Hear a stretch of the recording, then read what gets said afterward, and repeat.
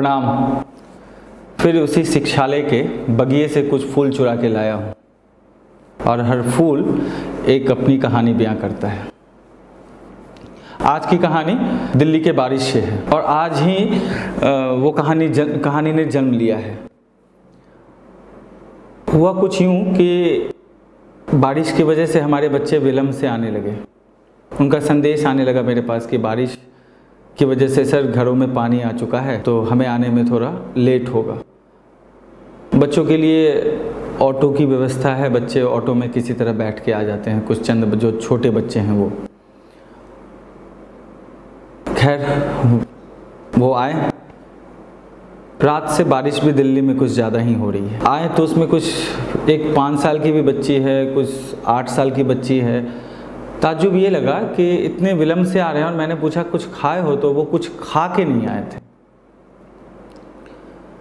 वजह वही बारिश का पानी जो उनके बर्तनों को तैरने पे मजबूर कर रहा था। अनायास ही उस वक्त एक प्रश्न मन में उठा। जैसा कि आप सबको ज्ञात होगा कि अभी बिहार में बाढ़ रूपी विभीषिका ने उसको अपने काल के गाल में समेट रखा है। एक तो कोरोना, उस पर से बाढ़, बिहार और आसाम भी, यूपी का भी कुछ क्षेत्र। तो वो प्रश्न अनायास ही मन में ये उठा कि अगर बिहार वाली बारिश दिल्ली में हो जाए तो मंजर क्या होगा।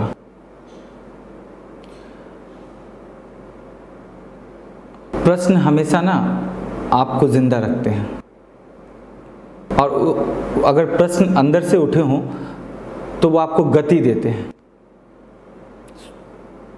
तो स्वभाव तो मुझे भी गति मिली। मेरे जीवन में एक हैं जिनको मैं बाऊजी कहता हूँ। मैं जब भी कुछ गूढ़ प्रश्नों से उलझता हूँ तो उनके सामने उन प्रश्नों को रखता हूँ। मैं उनको फ़ोन किया। फ़ोन करने के बाद शिष्टाचारवत जो प्रणाम होती है उसके बाद मैंने बोला बाबूजी 2 मिनट वक्त है? तो बोले हाँ हाँ।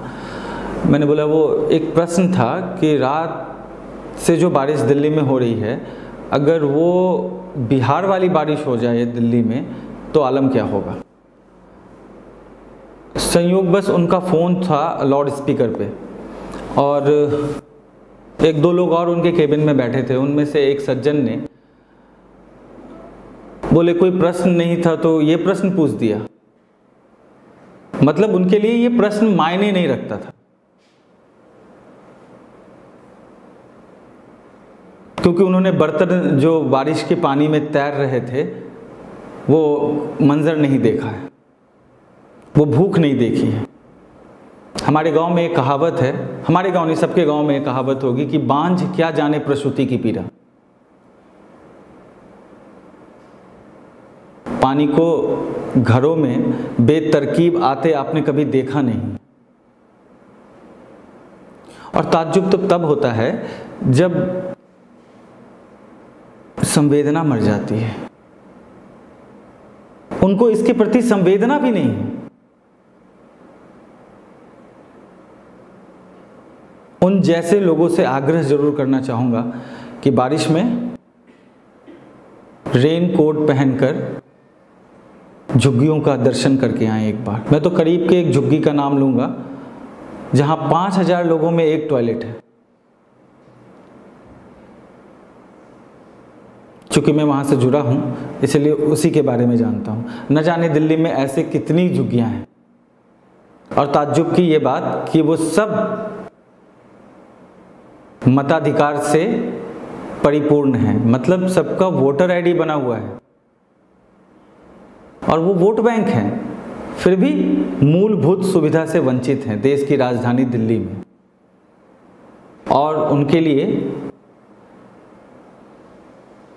ऐसे ही लोग जिम्मेदार हैं जो संवेदना नहीं रखते उनके साथ। उनके लिए मायने ही नहीं रखता ये प्रश्न। एक रात की बारिश ने दिल्ली को डुबा दिया। मिंटो रोड नजर आएगा आपको, किसी बस्ती को जाकर देखें आप, उसका चूल्हा डूबा मिलेगा उसमें। और वो एक चूल्हा न जाने कितनों की भूख का जरिया है। मैं देखता हूं, महसूस करता हूं और एक कोशिश करता हूं कि आप भी महसूस करें उस वेदना को। और प्रश्न बहुत मायने रखता है। मैं पुनः प्रश्न दोहराना चाहूंगा कि वो एक रात की बारिश में दिल्ली का जो मंजर किया है, अगर बिहार वाली बारिश हो जाए तो मंजर क्या होगा। इन्हीं चंद शब्दों के साथ और आपके बीच संवेदना छोड़े जा रहा हूँ। बारिश का मज़ा गैलरी में खड़े होकर देखने में बहुत अच्छा लगता है,